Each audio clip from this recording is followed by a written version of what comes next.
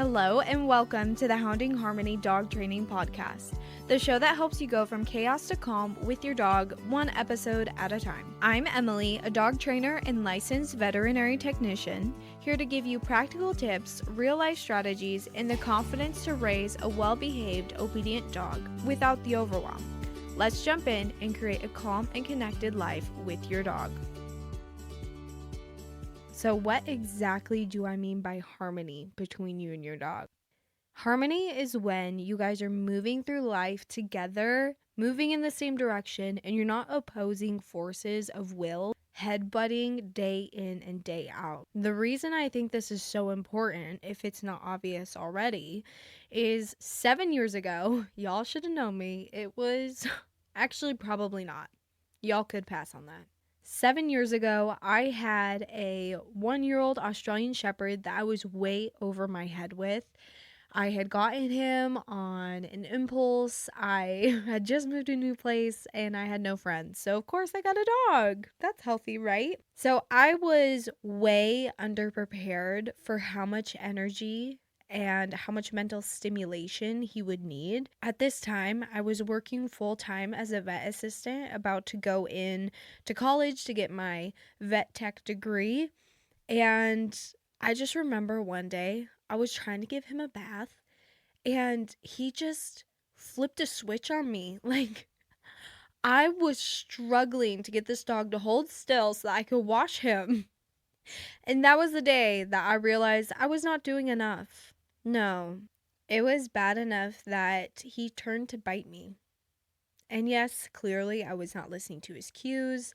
Clearly, so many things should have been red and yellow flags before that, but I'm wiser now.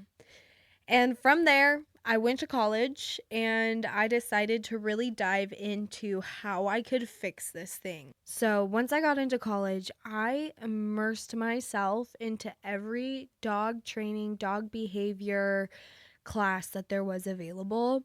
And the more that I learned and the more that I spent time training and developing our relationship, I learned that there are a few things I was missing in my training with my dog before. The main one being clarity. I had no clarity of how I needed to train this dog. I'd never had a working dog before. I also had mostly just been around family dogs that my parents had trained. So this was my first go at it, and I did not have enough boundaries or goals to do this right. The second one is trust. He did not trust me. There is a reason that bath time it did not go well, because he didn't trust me.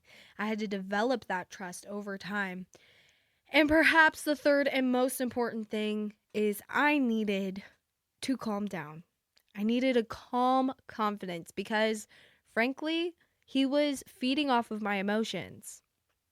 And Aussies are pretty sensitive dogs, so he can tell as soon as I'm anxious, and that just jacked his energy up. Now we're on the other side of it, and he's just turned 8 this year.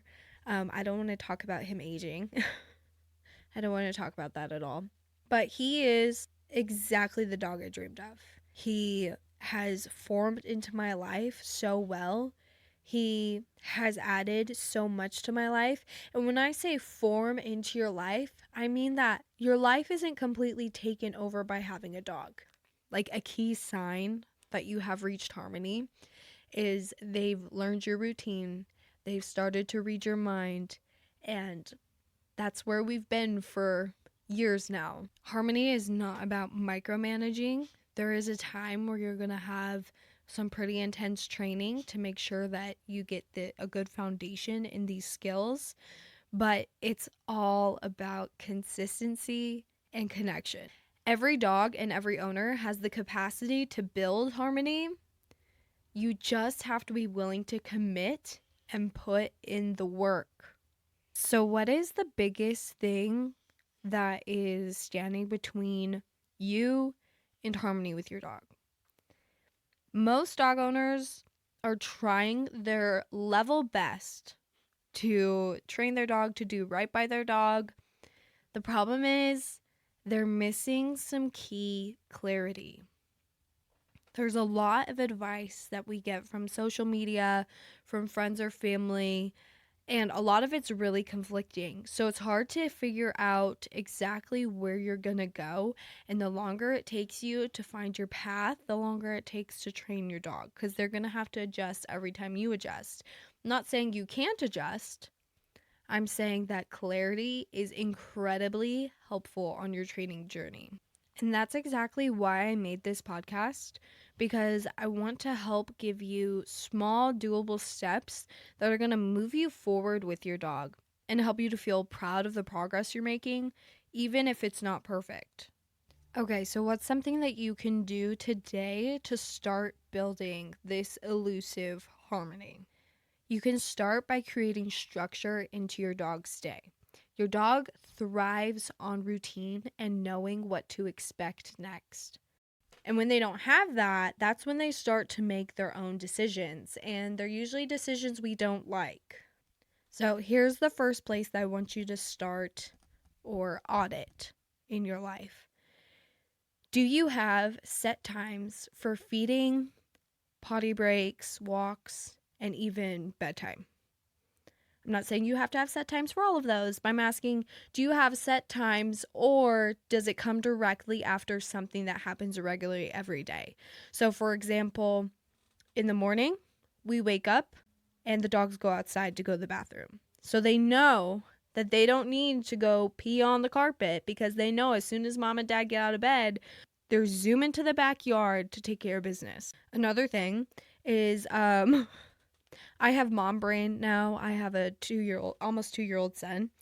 And thank God for our routines, because when my husband works late and it's on me to feed these dogs, if I don't do it immediately when they expect it, they are following me around, begging for their next meal. So creating that structure around those things can be so helpful.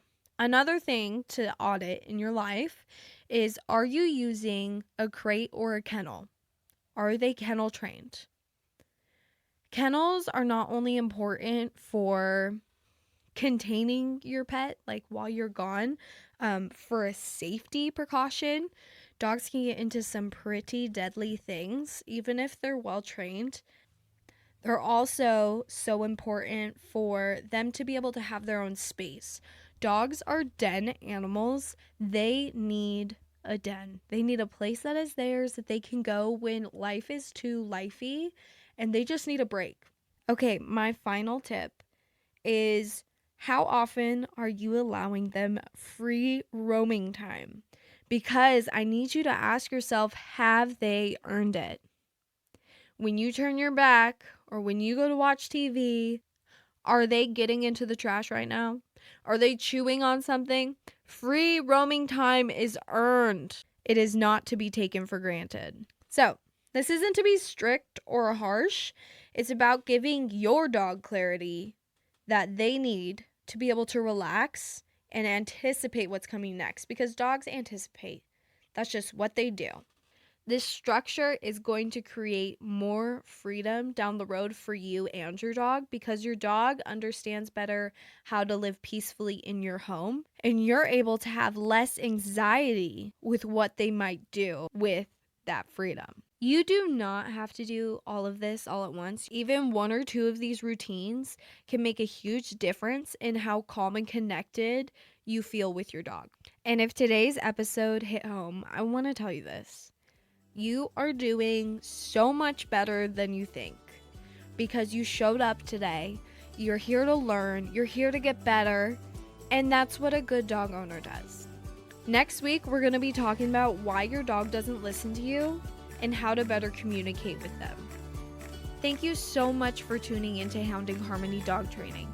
If you found this episode helpful, it would mean the world to me if you'd follow the show and leave a quick review. This helps other dog owners find the support that they need too.